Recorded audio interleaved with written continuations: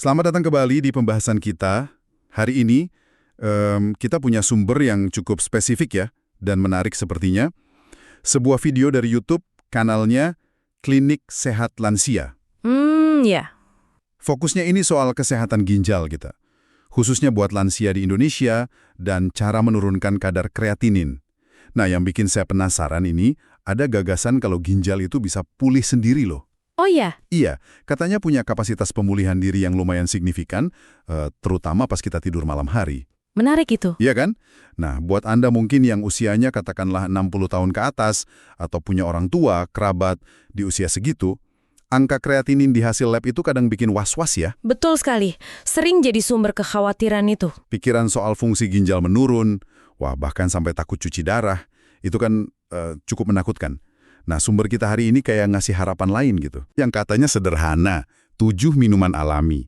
Diminumnya sebelum tidur. Oh, minuman alami ya. Oke. Dan yang bikin menarik, ya menurut klaim di video itu, asalnya ini bukan dari obat-obatan pabrik gitu. Bukan ya? Bukan. Tapi dari bahan alami yang gampang dicari. Katanya sih ini perpaduan antara semacam kearifan lokal, ada cerita ketemu tabib di Lombok, segala disebut di sana. Wah, kearifan lokal. Iya, terus dikaitkan juga sama konsep medis soal regenerasi sel pas kita tidur. Jadi, ya tujuan kita di sini mau membedah aja informasi dari sumber ini, apa aja sih 7 minuman itu, terus gimana logika kerjanya menurut mereka, dan ada contoh kasus nggak yang dikasih? Oke, menarik. Mari kita bedah kalau gitu. Konsep awalnya dulu nih, kenapa malam hari? Kenapa disebut waktu emas buat ginjal pulih? Apa ya alasannya menurut video itu? Jadi video itu nyebutin beberapa alasan fisiologis ya, yang diklaim mendukung gagasan itu. Pertama, pas tidur, aliran darah ke ginjal justru katanya meningkat. Bisa sampai 20% lebih tinggi dibanding siang hari. Oh, malah naik ya? Iya, katanya gitu. Kan penting tuh buat suplai oksigen, nutrisi, buat perbaikan sel. Kedua, produksi hormon pertumbuhan manusia, HGH itu loh, yang Ya. penting buat regenerasi sel di mana-mana, termasuk ginjal. Nah, itu katanya puncaknya pas tidur nyenyak. HGH. Ketiga, ginjal itu digambarkan kayak melakukan apa ya, pembersihan diri gitu, self-cleaning. Mirip backwash kalau di filter air, buat buang sisa metabolisme, toksin. Oke, jadi ada proses bersih-bersih internal gitu ya? Betul. Tapi, nah ini masalahnya menurut sumber itu, efisiensi proses alami ini katanya cenderung turun seiring usia nambah. Ah, iya, masuk akal. Nah, disitulah peran minuman-minuman malam ini diklaim masuk. Tujuannya ya buat ngasih dukungan nutrisi, biokimia, biar proses regenerasi alami ginjal pas tidur itu bisa lebih optimal gitu. Oke, jadi logikanya untuk mendukung proses alami yang melambat karena usia ya. Baik, kita masuk ke intinya nih. 7 minuman malam yang direkomendasikan. Kalau saya lihat sekilas klaimnya kayaknya bisa dikelompokkan ya. Gimana tuh pengelompokannya? Ada yang fokusnya kayak buat melarutkan kristal atau cegah infeksi. Ada yang ke aliran darah. Terus ada yang anti radang. Sama ada juga yang buat nyimbangin cairan sama elektrolit. Coba kita lihat satu-satu ya. Mulai dari yang pertama, air lemon hangat plus madu. Oke, yang ini resepnya simpel banget menurut video, perasan setengah lemon segar, campur 1 sendok makan madu murni. Ini ditekankan banget keasliannya. Madu murni ya, catat. Iya, dalam segelas air hangat, suam-suam kuku. Diminumnya kira-kira 30 menit sebelum tidur. Klaim manfaat utamanya ada 2. Pertama, asam sitrat dari lemon itu diklaim bantu larutin kristal kalsium oksalat yang kecil-kecil itu loh, bakal batu ginjal. Oh, untuk batu ginjal ya? Iya, pencegahan lah ya. Kedua, efeknya katanya bikin urin jadi sedikit lebih basah. Kondisi basah ini kurang disukai bakteri penyebab ISK, infeksi saluran kemih. Nah, madu murninya ditambahkan karena klaim antioksidan sama detoksifikasinya. Jadi ini lebih ke arah preventif ya? Batu ginjal dan ISK? Ada contoh kasusnya disebut di video? Ada, disebutkan contoh Pak Hendra, usianya 62, dari Surabaya.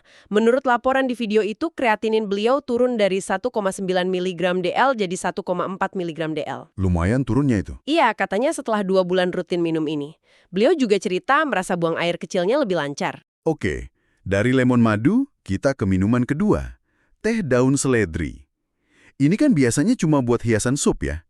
Kok bisa jadi minuman kesehatan ginjal? Nah, itu dia. Sumber ini memang ngangkat seledri lebih dari sekedar hiasan. Resepnya 5-6 batang seledri, segar sama daunnya dicuci bersih, potong-potong, terus direbus pakai 2 gelas air sampai sisa kira-kira 1 gelas, saring, minum hangat sebelum tidur. Oke, rebusan seledri. Klaimnya apa? Klaimnya itu fokus ke senyawa kayak apigenin sama ftalit. Senyawa ini, menurut sumber itu ya, diklaim punya efek nurunin tekanan darah. Oh, ketensi ya? Iya, kan tekanan darah tinggi itu musuhnya ginjal ya. Jadi harapannya, kalau tensi terkontrol, beban ginjal berkurang. Sumber ini juga bilang seledri bisa bantu perbaiki sirkulasi darah secara umum. Jadi fokusnya lebih ke tekanan darah dan sirkulasi. Cerita pasiennya gimana untuk teh seledri ini? Ada cerita Pak Bambang, 67 tahun, Bandung. Dikisahkan, kreatininnya 1,7 mg desiliter. Tensinya juga cenderung tinggi walau udah minum obat. Nah, setelah 6 minggu rutin nambah teh seledri ini, menurut video, tensinya lebih stabil. Oh iya? Iya, bahkan katanya dosis obat bisa dikurangi, tapi ini atas saran dokter ya, bukan ngurangin sendiri. Dan kreatininnya turun jadi 1,3 mg desiliter. Ada bonusnya juga, katanya kualitas tidur membaik, dengkurannya berkurang. Wah, menarik ya, efeknya bisa kemana-mana. Oke, minuman ketiga. Ini nih yang kayaknya paling enak. Jus semangka tanpa gula. Selain seger, apa klaimnya? Ini memang kedengarannya paling nikmat ya. Resepnya ya, tinggal blender aja daging semangka merah, bijinya dibuang, tanpa tambahan air atau gula. Ini penting banget, tanpa gula tambahan. Tanpa gula ya? Betul, NO itu vasodilator, jadi bikin pembuluh darah melebar. Klaimnya ini bisa ningkatin aliran darah ke ginjal sampai 40%, jadi bantu proses filtrasi sama buang limbahnya. Plus ya, semangka kan 92% air ya, jadi bantu hidrasi sama kasih elektrolit alami. Jadi kalau semangka ini lebih ke melancarkan aliran darah ke ginjalnya ya? Contoh kasusnya ada? Diceritakan Pak Agus, 64 tahun Jakarta. Beliau ini ngakunya sering dehidrasi, suka ngopi, kurang minum air putih.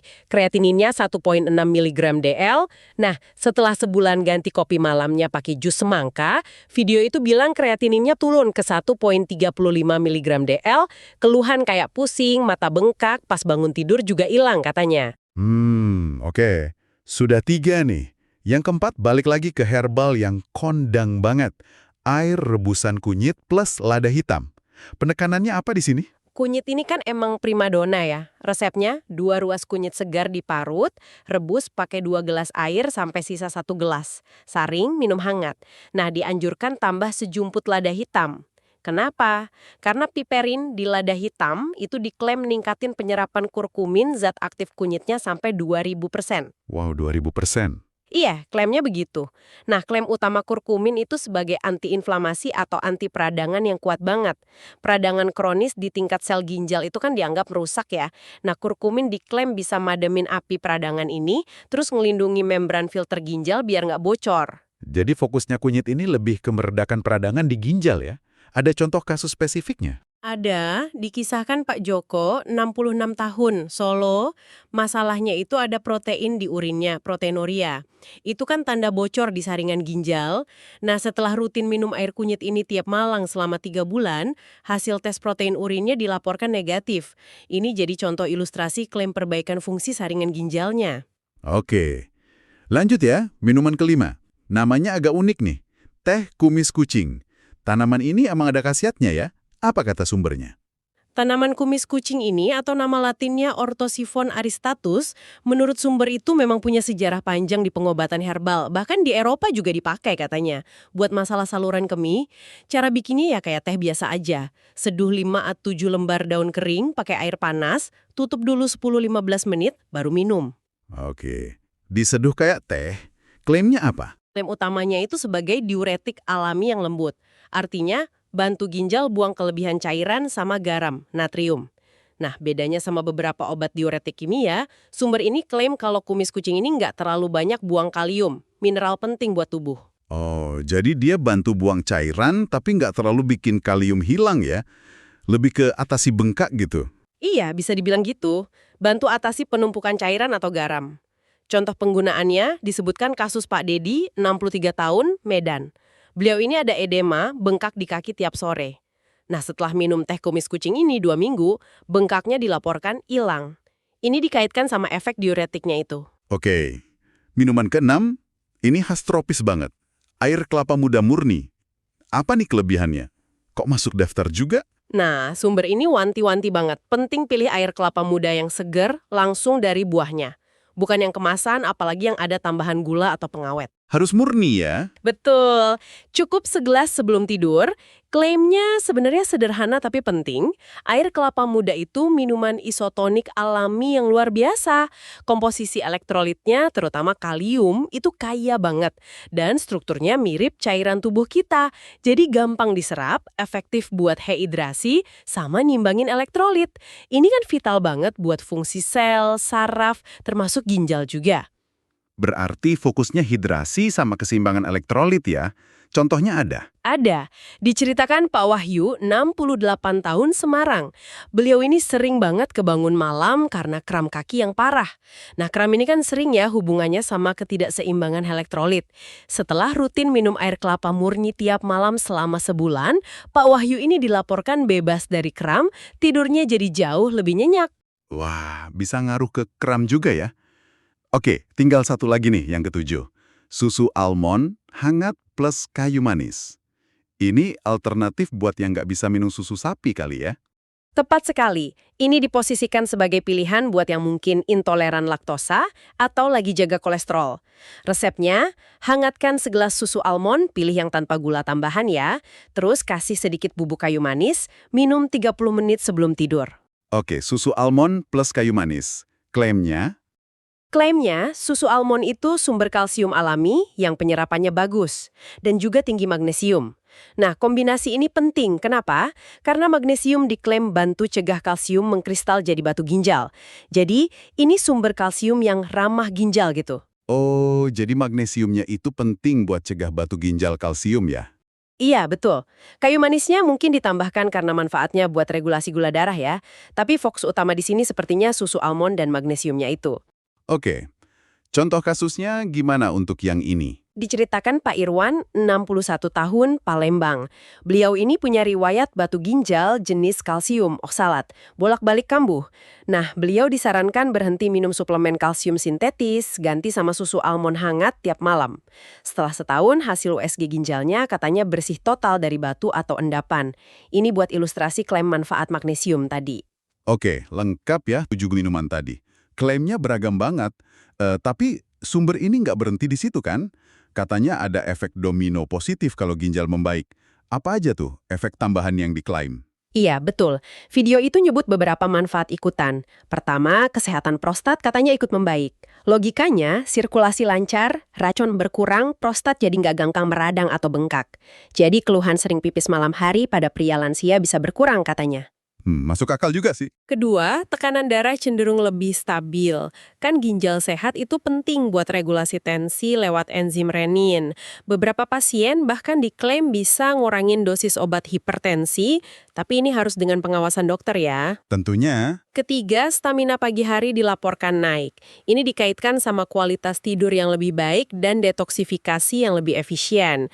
Terakhir, ada klaim bonus kosmetik nih. Oh ya, apa tuh? Kulit katanya lebih cerah, kantong mata berkurang. Alasannya, ginjal yang efisien buang racun itu ngurangin beban kerja kulit buat detoksifikasi. Wah, lumayan juga ya klaim manfaat tambahannya. Nah, setelah tahu jenis-jenis minumannya, gimana cara pakainya yang benar menurut sumber ini? Dan yang penting juga, ada peringatan khusus nggak? Ada panduan praktisnya yang cukup jelas di video itu. Waktunya idealnya 30-60 menit sebelum tidur. Porsinya cukup 1 gelas sedang aja, sekitar 200-250 ml. Suhunya dianjurkan hangat suam-suam kuku.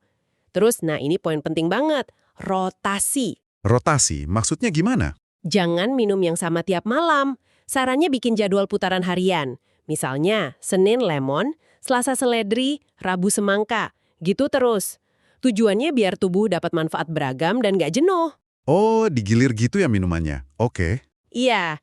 Terus buat pemula, sarannya coba dulu 2 atau 3 jenis yang paling disuka selama 2 minggu. Amati reaksi tubuh, baru pelan-pelan tambah variasi lain. Dan terakhir, ya konsistensi. Katanya perlu minimal 30 hari buat rasain efek awal dan 90 hari buat hasil optimal. Oke, Jadi kuncinya di rotasi sama konsisten ya.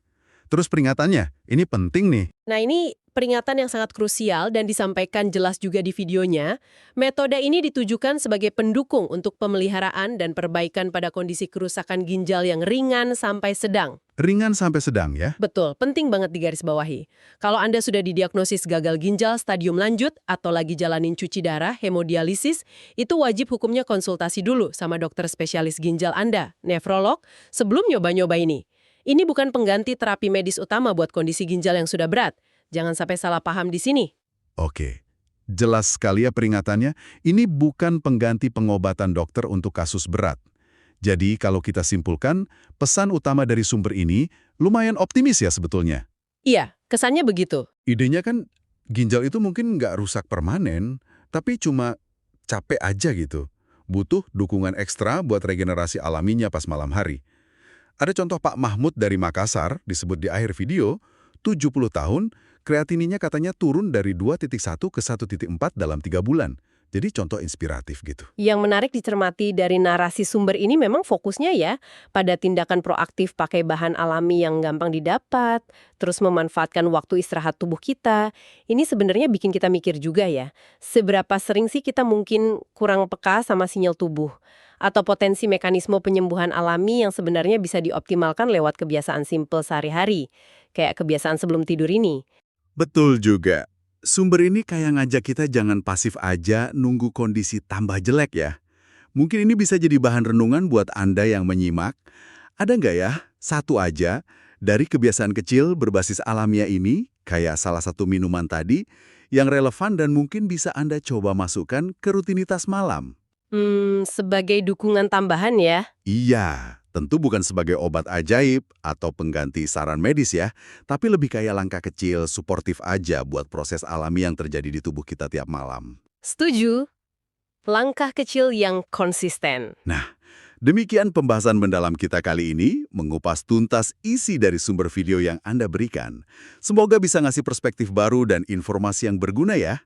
Sampai jumpa lagi di kajian kita berikutnya.